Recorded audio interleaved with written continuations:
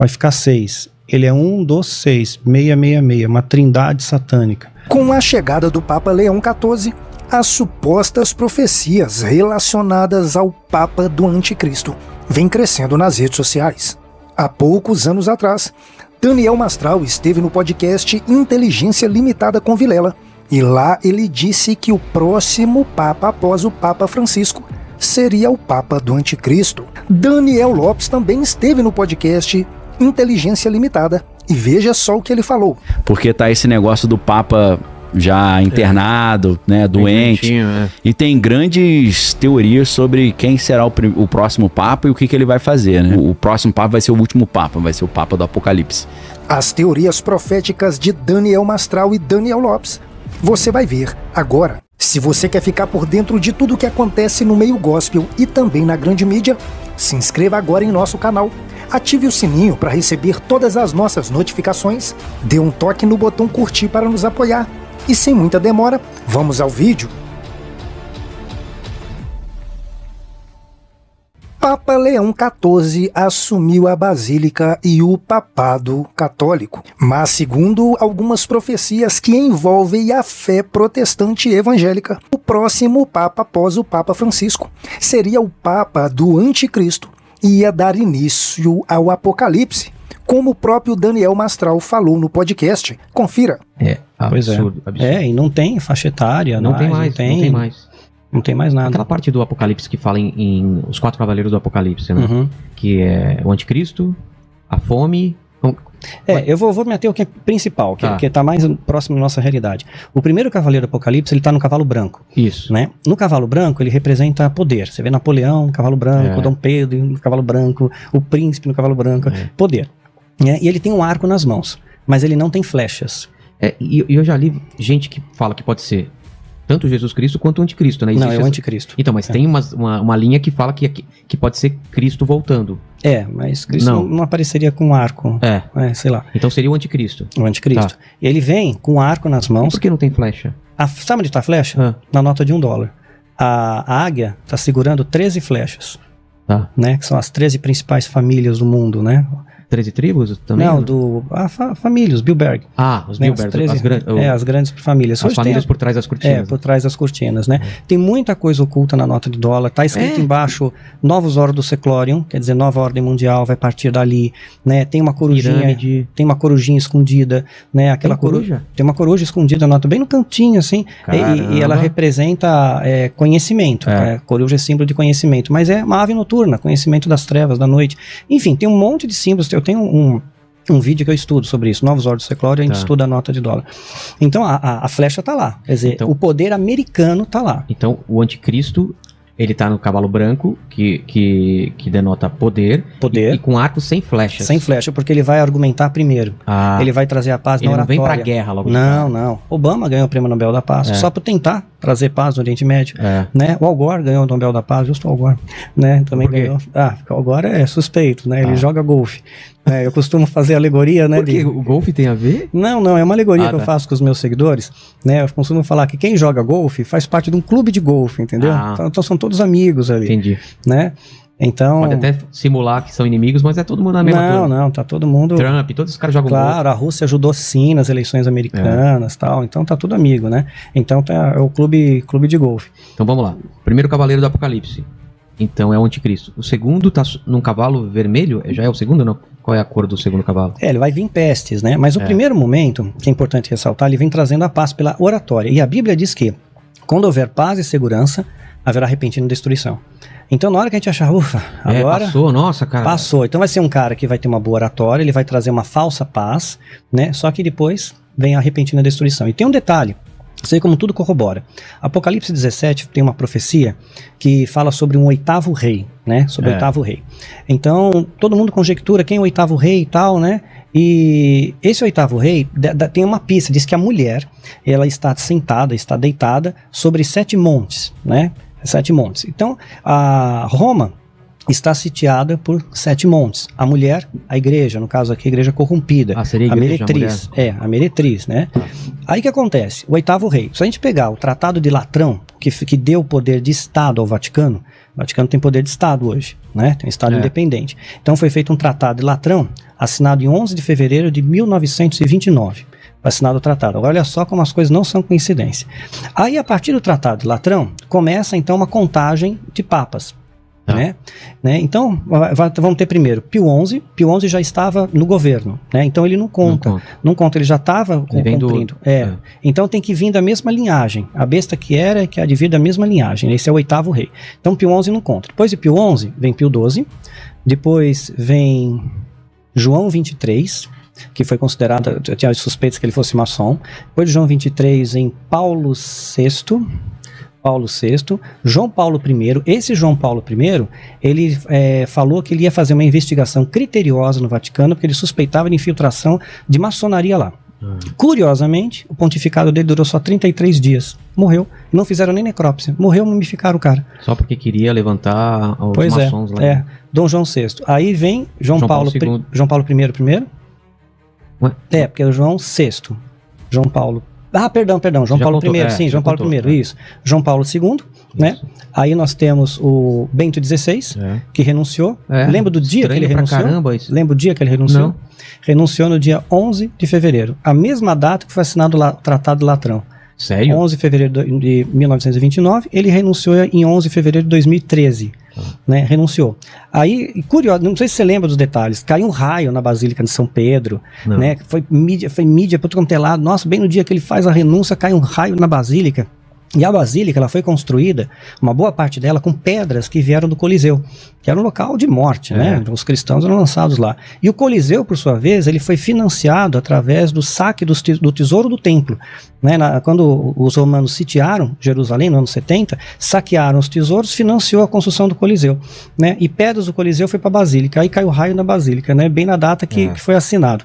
Então, aí saiu, né? A Bento XVI sai e entra em cena o Francisco, que é o 7º. Mas essa saída do Papa foi muito estranho, né? Foi estranho. Era um Papa que ele teve uma rejeição absurda pela Igreja Católica. E porque era alemão, acusado de ser nazista, não sei o que, tal, e de repente ele renuncia, né? É o primeiro que renuncia, não é? Não, tinham 3 antes dele. 3 antes dele renunciar. Mas é uma coisa raríssima. É raro. Raríssima. Não foi por doença, não foi por nada. Né? E agora tem o Francisco. Que é o 8º. Que é o 7º. É o 7º? Porque não contou o Pio XI. Tá, então... Né? Ele é o 7º. Então tá pra vir o 8º. Tá pra vir o 8º. Quando ele morrer, vem o 8º. Tá. Curiosamente, o 8º vai ser o Papa de número 257, se não me falha a memória. Tudo isso? 257 papas. Número 257. A soma dos dígitos, formando uma única casa decimal, vai ficar 6. Ele é um dos 6, 666, uma trindade satânica. A besta, o falso profeta, o anticristo. Então ele vai ser o falso profeta que vai dar apoio ao anticristo. Não esse que está agora, o próximo, o que vai vir. Ele vai dar apoio ao anticristo, para trazer tudo o que ele falar como verdade. É importante ter o apoio da igreja. Então, do jeito que estão acontecendo as coisas, deve acontecer logo esse 8º Papa. Pois é, as coisas estão caminhando, aí chegando perto de 2023, o negócio da vacina do Bill Gates, sei lá, é muita coisa acontecendo, a gente pode especular. Pode durar um ano, pode durar 20 anos. Pois quem sabe é Deus, né? Mas a gente observar os sinais, vai vir uma tempestade, eu vejo vento, relâmpago, eu imagino, puxa, vem uma tempestade por aí, né? Então eu tô observando os sinais, tá acontecendo coisas. Mas vamos voltar lá então, o 8º Cavaleiro estava falando por quê? Em relação ao quê? O 8º rei? O 8º rei, aliás. O 8º rei é aquele que vai ser o falso profeta. Né? Porque ele vai ser um membro da igreja. Ele não é o anticristo, ele só vai... Não é o anticristo. Tá. Ele vai dar apoio ao anticristo. Que é o primeiro cavaleiro do Apocalipse. E o segundo? E o segundo, aí sim, começa a peste. Começa guerra e peste. Peste primeiro, guerra depois. Mas a peste já não é o que a gente está vivendo ou vai vir uma... Não, vem muito pior. Isso aqui é um ensaio. Para com isso. Isso aqui é um ensaio. Porque, olha, o nível de letalidade, se você pegar em percentual estatístico, friamente falando, né, estatisticamente em percentual, né, não são tantas pessoas que morrem. Morte sempre é trágica. Mas parece que está aumentando, né? Que isso pode ser a peste porque está aumentando a letalidade. Está aumentando, mas não chega nem perto de uma gripe espanhola, nem perto de uma peste negra. Não, o ebola e tal, eu sei. Então... Mas a facilidade de transmissão é muito grande, né? Porque já mutou, né? Já mutou, já teve Então essa peste seria uma pior do que a gente está vivendo. Muito pior. Guerra, seria guerra mesmo? Vamos começar a ter guerras, rumores de guerras, a Bíblia fala sobre isso. Então temos 3 cavaleiros, e o 4º cavaleiro? É a morte? É sobre o cavalo pálido, né?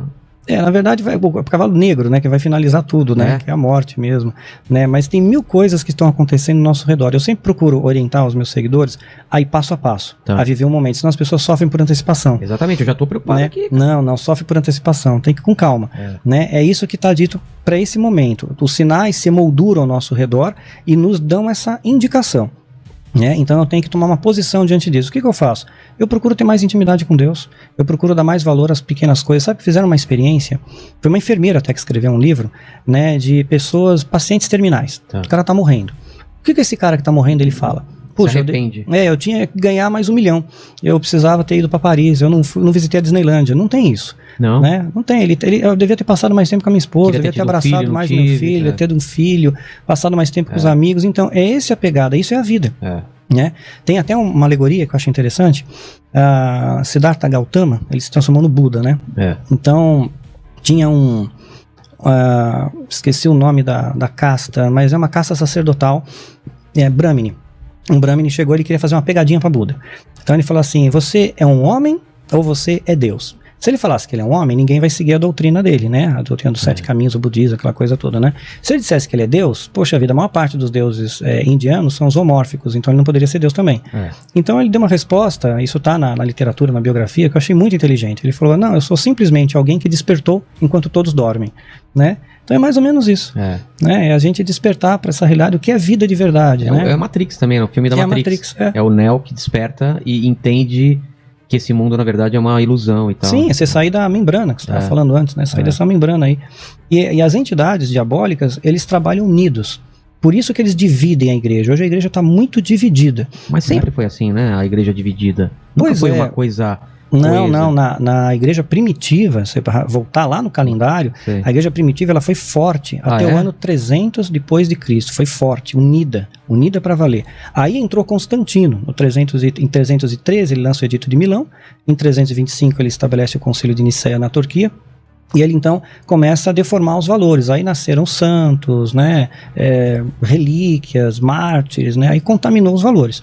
Mas até o ano 300, né, depois de Cristo, a igreja era muito unida, a igreja primitiva era extremamente unida, se reuniam nas casas, não tinha templo, eram nas casas, né. Paulo, da prisão, ele dava orientação, dava exortação, dava direção, né. Hoje eu tenho ovelhas também, tudo virtual. Eu da minha casa, eu consigo dar orientação, exortação, todo mundo tem meu telefone, tem acesso diretamente, então não tem aquela coisa, você não tem acesso ao pastor, tem acesso a todo mundo.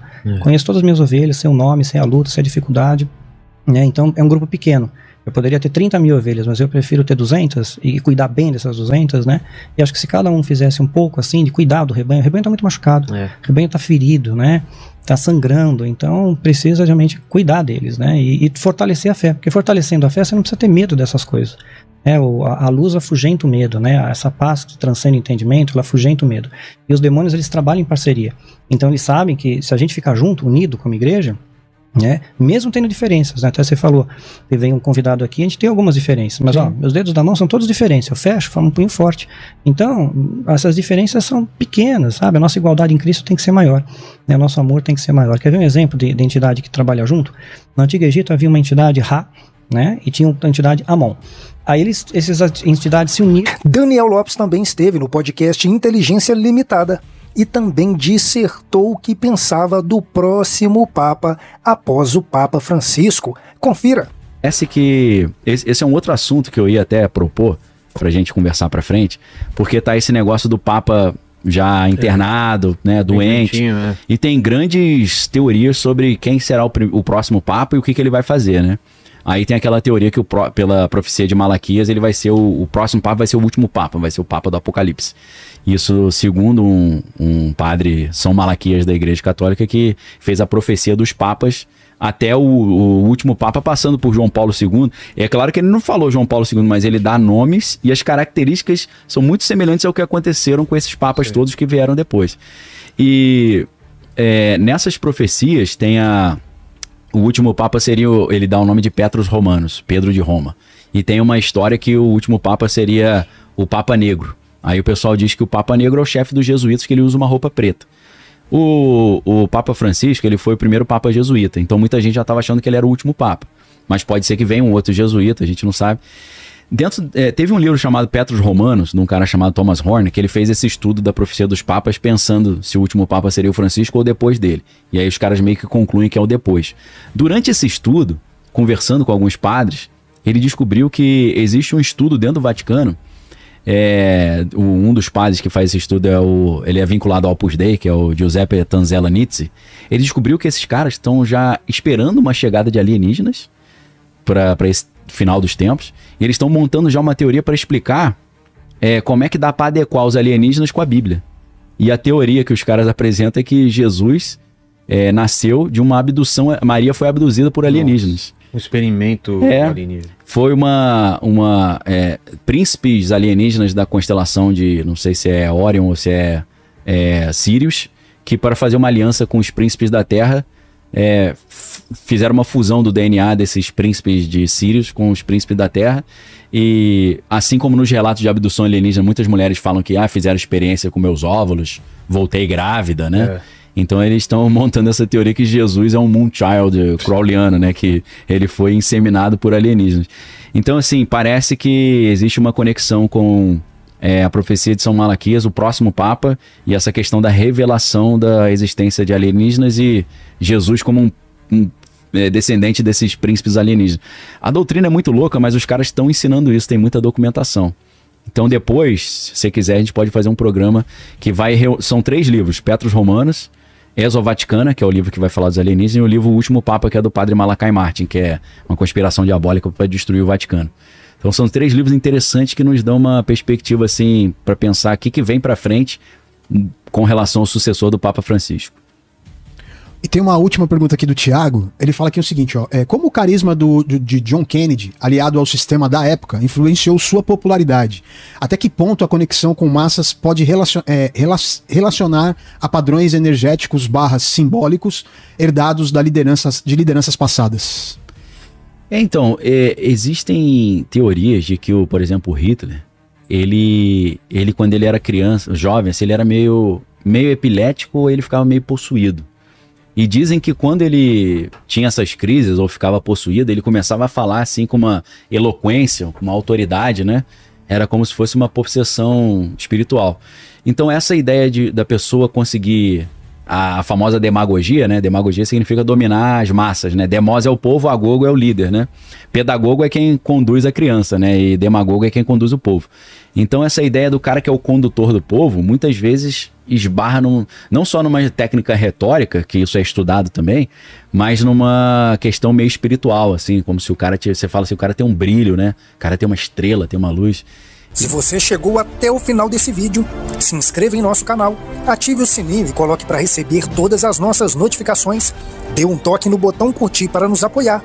Esse é o canal Mover Gospel e eu espero por você aqui no próximo vídeo.